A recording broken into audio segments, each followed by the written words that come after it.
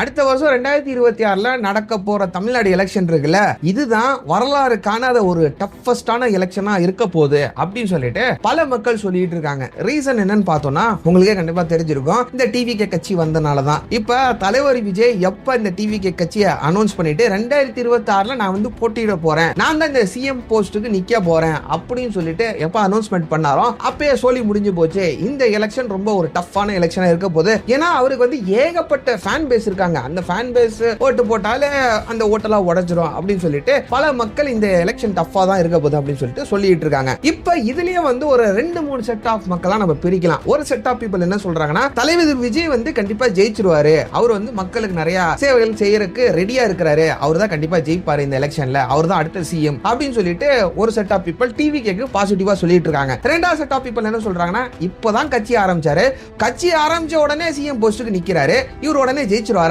இதெல்லாம் நடக்கிற காரியமா, அவன் காலங்காலமா கட்சி ஆரம்பிச்சு மக்களுக்கு சேவை செய்யறன்னு சொல்லிட்டு காட்டு கட்டமா மேடை போட்டு கத்துக்கிட்டு இருக்காங்க. அவங்களுக்குலாம் இந்த மக்கள் வந்து ஆதரிக்கல, உடனே இவர் வந்து ஒரு சினி ஃபீல்ட்ல இருந்து வராரு, வந்த உடனே இவர் வந்து இந்த ஃபேன் பேஸ் வச்சு ஜெயிச்சுருவாரா, அவரெல்லாம் ஜெயிக்கிறதுக்கு வாய்ப்பு இல்ல அப்படின்னு சொல்லிட்டு ரெண்டாவது செட் ஆஃப் மக்கள் சொல்றாங்க. நெகட்டிவா இந்த டிவிகே கட்சியை வந்து நெகட்டிவா சொல்றாங்க. மூணாவது செட் ஆஃப் மக்கள் என்ன சொல்றாங்கன்னா, இவங்க ஜெயிக்க மாட்டாங்க, ஆனாலும் ஓட்டு வந்து நிறைய உடையும், இந்த டிஎம்கே ஜெயிக்கிறதும் கஷ்டம், ஏடிஎம்கே ஜெயிக்கிறதும் கஷ்டம், அதுக்கப்புறம் யாரு பிஜேபி இருக்காங்களா, பிஜேபிக்கு ஜெயிக்கிறது கஷ்டம், இவங்களுக்கு எல்லாத்துக்கும் ஒரு என்னது ஒரு காம்ப்ளிகேஷனா தான் இந்த டிவிகே வந்து வந்திருக்குது. ஏன்னா டிவிகேக்கு ஏகப்பட்ட ஃபேன் பேஸ் இருக்குது, அந்த ஃபேன்ஸ் எல்லாருமே அவங்களுக்கு தான் ஓட்டு போடுவாங்க, அவங்களுக்கு ஓட்டு போட்டாங்கன்னா இந்த ஓட்டு எண்ணிக்கை வந்து ரொம்ப உடையும், இப்போ வந்து மத்த கட்சி போட்டியிடுறதும் ரொம்ப கஷ்டம் அப்படின்னு சொல்லிட்டு இந்த மூணாவது ரீசன் வந்து சொல்லிட்டு இருக்காங்க. இப்போ இன்னைக்கு வீடியோல நம்ம எதை பத்தி பார்க்க போறோம்னு பாத்தீங்கன்னா, இன்கேஸ் டிவிகேக்கு வந்து தலைவர் விஜய்க்கு வந்து ஒரு ஓட்டு கூட விழுகல, ஒரு ஓட்டு கூட விழுகாம டெபாசிட் ஆகாம தோத்து போயிட்டாருன்னு வச்சுக்கோங்க. இன்கேஸ் தோத்து போயிட்டாருன்னு வச்சுக்கோங்களேன், தோத்து போயிட்டாருன்னா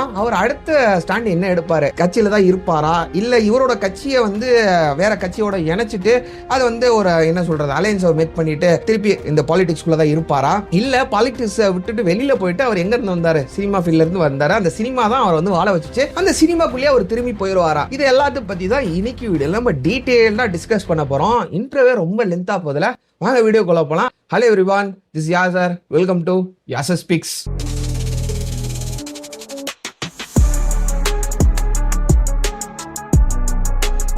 இது ஒரு வாட் இஃப் தான், நான் வந்து தோத்துருவாங்க நான் சொல்லல.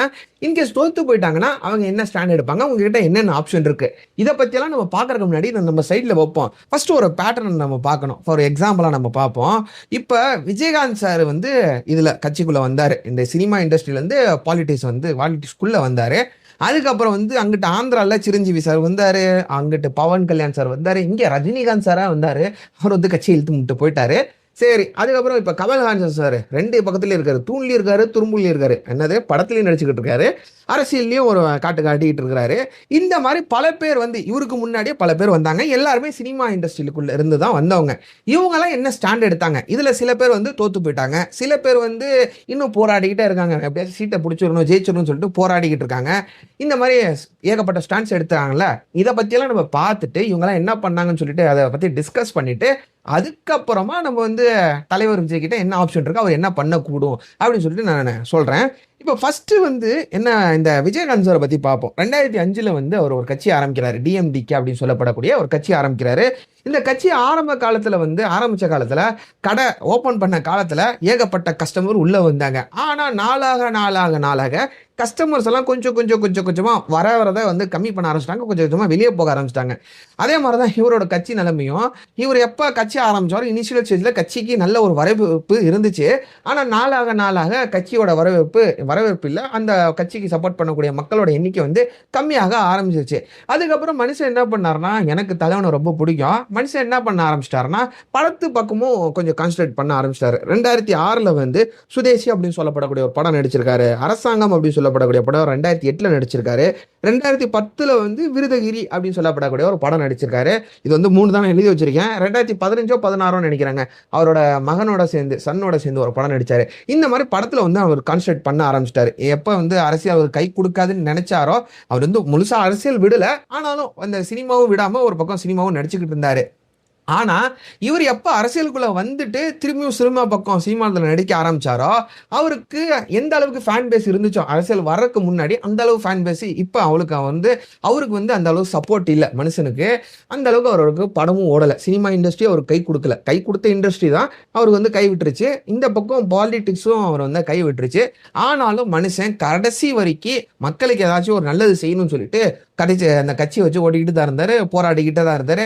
அதுக்கப்புறம் அவருக்கு வந்து ஹெல்த் இஷ்யூ வந்துருச்சு. ஹெல்த் இஷ்யூ இருந்தனால அவர் இறந்து போயிட்டார், நம்ம கூட இல்ல. ஆனா தலைவரை வந்து எனக்கு ரொம்ப ரொம்ப பிடிக்கும். இது ஒரு பக்கம். இது வந்து விஜயகாந்த் சார் என்னென்ன பண்ணாரு, அவரோட பேட்டர்னு. அடுத்தது வந்து சிரஞ்சீவியை பத்தி பார்ப்போம். இவர் வந்து 2008ல பிரஜா ராஜ்யம் அப்படின்னு சொல்லப்படக்கூடிய ஒரு பார்ட்டி, ஒரு பொலிட்டிக்கல் பார்ட்டி வந்து ஆரம்பிக்கிறாரு.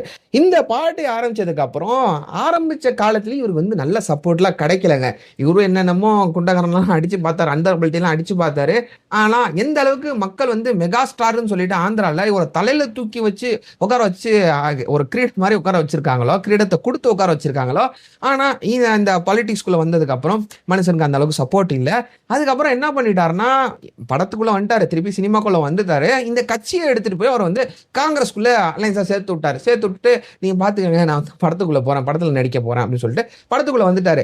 ஆனாலும் இப்ப விஜயகாந்த் சார் அரசியல் ஒரு பக்கம் நடிச்சுக்கிட்டுங்கிற அரசியல்ல ஒரு பக்கம் வேலை பார்த்துக்கிட்டு அந்த அரசியல் கட்சி நடத்திக்கிட்டு இந்த பக்கம் வந்து எப்ப சினிமாக்குள்ள வந்தாரோ, சினிமா வந்து அவர் கை கொடுக்கல. ஆனா சிரஞ்சீவிக்கு அப்படி இல்லைங்க. அவர் ஒரு ஒன்ஸ் இந்த பொலிட்டிக்ஸ்குள்ள போயிட்டு திரும்பி வெளியில வந்து படம் நடிச்சோன்னே இவருக்கு ஏகப்பட்ட ஹிட், ஒரு கம்பேக் கொடுத்தாரு கூட சொல்லலாம்.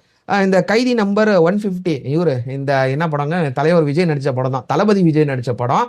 அந்த படத்துல கத்தி மறந்துட்டேன், கத்தி படத்தை வந்து ரீமேக் பண்ணி அங்க நடிச்சாங்க. அது வந்து சரியான ஒரு கம்பேக்கா கூட 9 வருஷம் கழிச்சு நினைக்கிறேன். ஆமா, 9 வருஷம் கழிச்சு ஒரு சரியான கம்பேக்கை கொடுத்தாரு. அதுக்கப்புறம் வந்து 2019ல சைரா நரசிம்ம ரெட்டி நடிச்சிருக்காரு. அதுக்கப்புறம் வந்து ஆச்சாரியா 2022ல நடிச்சிருக்காரு, 2022ல. இந்த மாதிரி ஏகப்பட்ட படங்கள் நடிச்சிருக்காரு. எல்லா படமும் ஹிட். மக்கள் வந்து ஏத்துக்கிட்டாங்க இவரை. மெகா ஸ்டார், எங்களோட மெகா ஸ்டார், நீ வந்து படத்துல மட்டும் நடியா அப்படி, சாமி போதும் அப்படின்னு சொல்லிட்டு இவர் வந்து இதுல மட்டும் வச்சு பார்த்துருக்காங்க. இவருக்கு வந்து அரசியலுக்கு அந்த அளவுக்கு அரசியலோட வரவேற்பு கிடைக்கல அப்படின்னு சொல்லலாம். அடுத்தது வந்து ரஜினிகாந்த் சாரை பார்க்கலாங்க. ரஜினிகாந்த் சார் 2017ல கட்சி பேரை ஆரம்பிக்கல. ஆமா, கட்சி பேரை அவர் வைக்கல. 2017ல அரசியலுக்குள்ள வந்தாரு. 2017ல வந்ததுக்கு அப்புறம் வெளியில போயிட்டாரு. எனக்குலாம் அந்த அரசியல் செட் ஆகாது. அவரும் என்னென்னமோ ஸ்பீச் எல்லாம் கொடுத்தாரு. நான் வந்து தலைவன் என்னென்னமோ பண்ணுவாருன்னு நினைச்சேன். ஆனா அரசியல் விட்டு மனுஷன் போயிட்டாரு. 2018ல காலா வந்துச்சு, 2020ல தர்பார் வந்துச்சு, 2023ல வந்து ஜெயிலர் வந்துச்சு. இந்த மாதிரி எல்லாமே ஹிட்டு தான். தலைவர் படம் ஹிட்டு தான், சூப்பர் ஸ்டாரோட போயிட்டோம். மக்கள் வந்து ஏத்துக்கிட்டாங்க.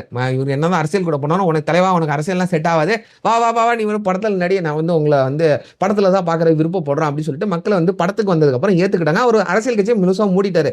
சிரஞ்சீவி வந்து அவரோட அரசியல் கட்சியை அலைன்ஸா இணைச்சு விட்டாரு, காங்கிரஸோட இணைச்சு விட்டாரு. இவர் வந்து அரசியல் கட்சியை ஆரம்பிக்கல, கட்சி கூட பேர் கூட வைக்கல. இவர் வந்து இந்த சினிமா இண்டஸ்ட்ரிக்குள்ளே திரும்பி வந்துட்டாரு. அதுக்கப்புறம் நம்ம தூண்லி இருக்கக்கூடிய இவர் இந்த துரும்புலி இருக்கக்கூடிய ஒரு கமல்ஹாசன் சார், இவர் வந்து 2008ல மக்கள் நீதி மையம், ஆமா இவரோட கட்சி பேரை நான் மறந்து போயிட்டேன், மக்கள் நீதி மையத்தை வந்து ஆரம்பிச்சாரு. ஆரம்பிச்ச காலத்துல அவர் என்ன சொன்னார்னா, எனக்கு ஞாபகம் இருக்குன்னு நினைக்கிறேன், நான் வந்து பணிகள் செய்ய போறேன், மக்களுக்கு சேவை செய்ய போறேன், நான் வந்து இனிமேல் படத்துல வந்து அதிகமா நடிக்க மாட்டேன் அப்படின்னு சொன்னாரு. ஆனா மனுஷன் சொல்லிட்டு, இவர் சொன்னாரா இல்லையான்னு எனக்கு கன்ஃபியூஸா இருக்குது, அதை கொஞ்சம் அப்படியே கமெண்ட்ல சொல்லிட்டு போங்க. ஆனா சொல்லிட்டு அவர் வந்து 2018ல விஸ்வரூபம் 2 வந்து ரிலீஸ் பண்ணியிருக்காரு. விக்ரம் 2 2022ல நடிச்சிருக்காரு. இந்தியன் 2 வந்து 2024-25 இப்பதான் வந்துச்சு, 2024ல வந்துச்சு. இந்தியன் 2ல நடிச்சிருக்காரு. இப்ப தக்லைஃப் வந்திருக்குது. இந்த மாதிரி ஏகப்பட்ட படங்கள் வந்து இன்னும் நடிச்சுக்கிட்டு தான் இருக்காரு. அண்ட் கட்சி ஆரம்பிச்சே கட்சி வந்து அவருக்கு மக்கள் சப்போர்ட் பண்ணல. அதனால இவர் வந்து ஆரம்ப காலத்துல டிஎம்கேவை கழுவி ஊத்துனாரு. கழுவி ஊத்துட்டு இப்போ வந்து டிஎம்கே கூட சேர்ந்துக்கிட்டாரு. இதுதான் அரசியலோட யுக்தியா? அது வேற அவர் என்ன சொன்னாருன்னு பாத்தீங்கன்னா, நாட்டுக்கு தேவை அப்படின்னு ஏதோ ஒன்று சொன்னாருங்க. அந்த வீடியோ மட்டும் நான் பார்த்தேன். நாட்டுக்கு தேவை இருக்குது, அதனாலதான் நான் வந்து டிஎம்கேவோட சேர்ந்துட்டேன் அப்படின்னு சொல்லிட்டு இது மாதிரி வார்த்தைகள் சொல்லியிருக்காரு. என்னமோ சொல்லிட்டு போறாரு என்னமோ. ஆனா இவர் வந்து அரசியல் இன்னும் விடாம படத்தில் நடிச்சுக்கிட்டு இருக்காரு. அரசியல்லையும் ஒரு பக்கம் ஒரு கையை நான் பாக்குறேன்டா அப்படின்னு சொல்லிட்டு அரசியல் பக்கமும் கான்சன்ட்ரேட் பண்ணிக்கிட்டு இருக்காரு. இது வந்து கமல்ஹாசன் சாரோட பேட்டர்னு. அடுத்தது லாஸ்ட் பவன் கல்யாண் சார். என்ன இது வந்து கன்ஃபியூஸ் பண்ற மாதிரி கிரியேட் பண்ணி வச்சிருக்கேன் நான் இது டேபிளவை. பவன் கல்யாண் சார் என்ன பண்ணியிருக்காரு, 2014ல வந்து ஜனசேனா பார்ட்டி இந்த பார்ட்டி வந்து ஆரம்பிச்ச காலத்துல இவருக்கு வந்து அந்த அளவுக்கு மக்கள் வந்து வரவேற்பு கொடுக்கல. மெகாஸ்டாருக்கு எந்த அளவுக்கு ஒரு ஃபேன் ஃபாலோவர்ஸ் இருக்கிறாங்களோ ஆந்திரால, அதே அளவுக்கு அந்த அளவுக்கு இல்லைன்னா கூட நல்ல ஒரு உயிரை கொடுக்கக்கூடிய ஃபேன்ஸ் வந்து அவருக்கு இருக்கிறாங்க. ஆனாலும் இதெல்லாம் வேணாம், சினிமாலாம் வேணாம், நான் வந்து மக்களுக்கு சேவை செய்ய போறேன், எனக்கு கொடுத்த மக்களுக்கு நான் திருப்பி கொடுக்க போறேன் அப்படின்னு சொல்லிட்டு தலைவர் விஜய் என்ன சொல்லிட்டு வந்திருக்காரோ அதே மாதிரி தான் அவரு சொன்னாரு. வந்த காலகட்டத்தில் அதுக்கப்புறம் ஏகப்பட்ட படங்களும் திருப்பி நடிச்சிருந்தாலும் ஆனா ஏகப்பட்ட தடவை அவர் தோத்து போயிட்டாரு. இந்த அரசியல வந்து அவர் தோத்து போயிட்டாரு. 2019 நினைக்கிறேன். 2019 2 வாட்டி தோத்து போயிருக்காரு. அதுக்கப்புறம் 2024 தான் கூட்டணி கட்சி வச்சு மனுஷன் வந்து ஜெயிச்சிட்டாரு. சரி, இப்போ வந்து அவர் வந்து படத்தில் நடிக்கல. ஆனா ஏதோ ஒரு படம் வரப்போகுது 2025. ஆனா அவர் வந்து படத்தில் நடிக்கல, படத்தில் நான் நடிக்க மாட்டேன் அப்படின்னு சொல்லிட்டாரு. இப்போ வந்து அவர் அரசியலுக்குள்ள இருக்கிறாரு. தோத்து போனாலும் திருப்பி அப்படியே ஒன்று வந்தர பெல்ட்லாம் அடிச்சு நிறைய வேலைகள்லாம் பார்த்து ஜெயிச்சிட்டாரு. அது ஒரு பக்கம். இவர் வந்து ஜெயிச்சவர். மெகாஸ்டார் வந்து தோத்து போயிட்டாரு, அரசியல் வேணாம், அவரோட கட்சி வந்து இணைச்சிட்டாரு. ரஜினிகாந்த் சார் வந்து தோத்து போயிட்டாரு, வேணாம் எனக்கு அரசியல் வேணாம் அப்படின்னு சொல்லிட்டு அவர் கட்சி பேரு கூட ஆரம்பிக்கல, அவர் வெளியில போயிட்டாரு, படத்துக்கு நடிக்கிறதுக்கு போயிட்டாரு. விஜயகாந்த் சார் வந்து கடைசி வரைக்கும் அரசியலில் போராடினாரு. நம்ம கூட இப்போ அவர் இல்லை, உயிரிழந்து போயிட்டாரு. ஆனால் கடைசி வரைக்கும் நின்றாரு மனுஷன். இதுதான் மற்ற இந்த சினிமா ஆக்ட்ரஸ்லாம் சினிமா இண்டஸ்ட்ரியிலேருந்து வந்து பொலிட்டிக்கல் கட்சி ஆரம்பிச்சு பாலிடிக்ஸ்குள்ளே வந்து என்னென்ன பண்ணாங்க, அவங்களோட பேட்டர்னுங்க. இப்போ நம்ம தலைவர் விஜயை பற்றி பார்ப்போம். தலைவர் விஜய் வந்து ஒரு என்னன்னு சொல்லிட்டு இவங்களோட நம்ம கம்பேர் பண்ண முடியாது தான். ஏன்னு கேட்டிங்கன்னா, மனுஷன் வந்து என்னதான் தோத்து போனாலும் அவர் வந்து அவரோட அந்த முயற்சி மட்டும் விட மாட்டார். அவர் வந்து ஏகப்பட்ட இடத்துல ப்ரூவ் பண்ணியிருக்காரு. ரீசன் என்னன்னு கேட்டிங்கன்னா, ஆரம்ப காலத்தில் அவருக்கு வந்து இந்த அளவுக்கு ஃபேன் பேஸ்லாம் கிடையாதுங்க. ஏன்னா நம்ம வந்து ஆப்போசிட்டாகவே கூட சொல்லலாம். எல்லாருமே வெறுத்து கழுவி ஊற்றுனாங்க. மூஞ்சி சரியில்லை, உடம்பு சரியில்லை அப்படின்னு சொல்லிட்டு எல்லாரும் கழுவி ஊற்றுனாங்க. ஆனாலும் இருந்தாலும் அவரோட முயற்சி அவ்வளோ விடலை. முயற்சி பண்ணி அவரோட உழைப்பை போட்டு இந்த அளவுக்கு ஒரு ஃபேன் பேஸ் வந்து மனுஷன் வந்து கிரியேட் பண்ணி வச்சிருக்காரு. அதில் அவர் என்ன ப்ரூவ் பண்ணுறாருன்னா, எத்தனை வாட்டி நான் தோத்தாலும், எத்தனை வாட்டி நீங்கள் என்ன அடித்தாலும் நான் வந்து முயற்சி பண்ணிக்கிட்டே தான் இருப்பேன் அப்படின்னு சொல்லிட்டு அவர் வந்து ப்ரூவ் பண்ணியிருக்காரு. அவரோட வாழ்க்கையை இதை எடுத்து பார்த்தாலே அவர் வந்து அங்கே ப்ரூவ் பண்ணியிருக்காரு. ஸோ தலைவர் விஜய் வந்து தோத்து போனாலும் திருப்பி போராட தான் செய்வார் அப்படின்னு சொல்லிட்டு எனக்கு தோணுது. ஆனால் அவர்கிட்ட வந்து 3 ஆப்ஷன் இருக்குது. ஒன்று என்னன்னு கேட்டிங்கன்னா, அவர் தோத்து போனாலும் அரசியல் தனியாக நின்று போராடக்கூடிய ஒரு ஆப்ஷன். டிவிக்கு வந்து மற்ற கட்சிகளோட அலைன்ஸ் சேராம, மற்ற கட்சிகளோட இணையாம இவங்க மட்டும் தனியா நின்று திருப்பி போட்டியிடலாம் அடுத்த வருஷத்துல. இப்ப 2026 ஒரு எலெக்ஷன் நடக்குது, திருப்பி 31 ஒரு எலெக்ஷன் வரும். அந்த எலெக்ஷன்ல தனித்து நின்று போராடலாம். இல்லாட்டி இவங்களோட கட்சி வந்து மற்ற கட்சியோட இணைக்கலாம். டிஎம்கே கூட மட்டும் இணைக்க மாட்டாரு. ஏன்னா 2 கட்சிக்கு நடுவில் தான் போட்டியே, ஒன்னு டிவிக்கே இன்னொன்று டிஎம்கே அப்படின்னு சொல்லிட்டு அவரே சொல்லிட்டாரு. ஸோ அவர் வந்து இந்த டிஎம்கே கூட சேர்றதுக்கு வாய்ப்பு இல்லை. ஆனால் ஏடிஎம்கே கூட சேரலாம். பிஜேபி கூட சேருவாரா சேர மாட்டான்னு சொல்லிட்டு எனக்கு தெரியல. அதை நீங்கள் கமெண்ட்ல சொல்லிட்டு போங்க. இந்த மாதிரி அவரோட மற்ற கட்சியோட அலைன்ஸ் வச்சுக்கிட்டு அவங்களோட சேர்ந்து நின்று போராடலாம். இல்லையா அவர் வந்து சினிமா இண்டஸ்ட்ரிக்குள்ளேயே திரும்ப போகலாம். ஆனால் அது மட்டும் செய்ய மாட்டார் தான் எனக்கு தோணுது. ஏன்னா அவர் வந்து ஓப்பன் ஃபார்மில் சொல்லிட்டாரு, நான் வந்து இனிமேல் சினிமா நடிக்க மாட்டேன், நான் வந்து மக்களுக்கு சேவை தான் செய்ய போகிறேன் அப்படின்னு சொல்லிட்டு இந்த ஒரு பாயிண்ட்டை வந்து அவர் ஸ்ட்ராங்காக சொல்லிட்டாரு. இதெல்லாம் சொல்லிட்டு அவரை பிரேக் பண்ண மாட்டார் தான் எனக்கு தோணுது. அண்ட் இன்னொன்று என்னன்னு கேட்டிங்கன்னா, நான் சொன்ன மாதிரி தான் அவரு என்னைக்குமே நான் தோத்து போயிட்டேன்னு சொல்லிட்டு ஈஸிலே விடக்கூடிய ஆள் கிடையாது. கடைசி வரைக்கும் நின்று போராடக்கூடிய ஒரு ஆள் தான். இதெல்லாம் ஒரு ஆப்ஷனுங்க. அவர் வந்து மற்ற கட்சியோட சேர்ந்து போராடலாம், தனித்து நின்று போராடலாம், இல்லாட்டி சினிமா இண்டஸ்ட்ரிக்குள்ள போகலாம். இப்போ இதெல்லாம் ஒரு ஆப்ஷனா இருந்தாலும் கூட சில மக்கள் இல்லை, பல மக்கள் என்ன சொல்லிக்கிட்டு இருக்காங்கன்னா, இந்த ஆப்ஷன் நான் இங்கேருந்து எடுத்தேன் ஃபர்ஸ்ட் சொல்லிடுறேன். இது வந்து பல யூடியூப் வீடியோஸ்லேருந்து கமெண்ட் செக்ஷன்லேருந்து எடுத்தேன். அதுக்கப்புறம் வந்து இந்த கோரா இந்த மாதிரி இடங்கள்ல கான்வர்சேஷன் நடக்கும்ல, அந்த மாதிரி கான்வர்சேஷன்ல இந்த ஆப்ஷன் எடுத்தேன். என்ன ஆப்ஷன் பார்த்தீங்கன்னா, சில மக்கள் சொல்றாங்க இவர் வந்து தோத்து போயிட்டாரோ, மக்கள் சேவை முக்கியமா இந்த ஸ்டூடெண்ட்ஸுக்கு உதவுறது, இந்த என்ஜிஓ ஆக்டிவிட்டிஸ், இந்த மாதிரி ஏதாச்சும் அவர் வந்து சேவை செய்வாரு. இவர் வந்து அரசியலில் தோத்து போயிட்டாலும், அரசியலை விட்டு வெளியில வந்தாரும், இந்த மாதிரி சேவை செய்யறது மட்டும் விட மாட்டாரு. ஏதாச்சும் ஒரு என்ஜிஓ ஃபவுண்டேஷன் மாதிரி ஆரம்பிச்சு ஸ்டூடெண்ட்ஸ்க்கு ஏதாச்சும் ஸ்காலர்ஷிப் கொடுக்கறது, உதவி செய்யறது, இந்த மாதிரி தொடர்ந்து மக்களுக்கு பணி செஞ்சுக்கிட்டு தான் வருவாரு அப்படின்னு சொல்லிட்டு இந்த ஆப்ஷன் வைக்கிறாங்க. நீங்க என்ன நினைக்கிறீங்க சொல்லிட்டு கமெண்ட்ல சொல்லிட்டு போங்க. இன்கேஸ் அவர் ஜெயிப்பாரா, ஜெயிக்க மாட்டாரா, ஜெயிச்சாருன்னா அவர் என்ன செய்வாரு, ஜெயிக்கலைன்னா அவர் வந்து என்ன ஆப்ஷன் அவர்கிட்ட இருக்குது, என்ன அவர் செய்யக்கூடும் அப்படின்னு சொல்லிட்டு என்ன ஸ்டாண்ட் எடுப்பாரு சொல்லிட்டு கமெண்ட்ல சொல்லிட்டு போங்க. அவ்வளோதான் இன்னைக்கு வீடியோ. இதுதான் உங்கள்கிட்ட கேட்கணும்னு நினைச்சேன், இதுதான் உங்கள்கிட்ட ஷேர் பண்ணணும்னு நினைச்சேன். அண்ட் இந்த வீடியோ பிடிச்சிருந்துச்சா லைக் ஃப்ரீ தான், லைக் அப்படியே தட்டி விடுங்க. லைக் பிடிக்கலன்னா, இந்த வீடியோ பிடிக்கலன்னா டிஸ்லைக்கை தட்டி விடுங்க. அண்ட் இந்த வீடியோ வந்து யாருக்காச்சும் உதவியா இருக்கும்னு நினைச்சீங்கன்னா, உதவியா இருக்குமான்னு தெரியல, இன்கேஸ் யாருக்காச்சும் உதவியா இருக்குன்னு நினைச்சீங்கன்னா அவங்களுக்கு அந்த ஷேர் பட்டன் இருக்குல்ல, அதை அப்படியே தட்டி விடுங்க. அவங்களுக்கு அப்படியே போவோம், அவங்களும் இந்த வீடியோ பார்த்துக்கோங்க. அவ்வளோதான் இன்னைக்கு வீடியோ. நாளைக்கு இன்னொரு இன்ட்ரெஸ்டிங்கான வீடியோவில் பார்க்கலாம். டில் தென் டேக் கேர், பாய்.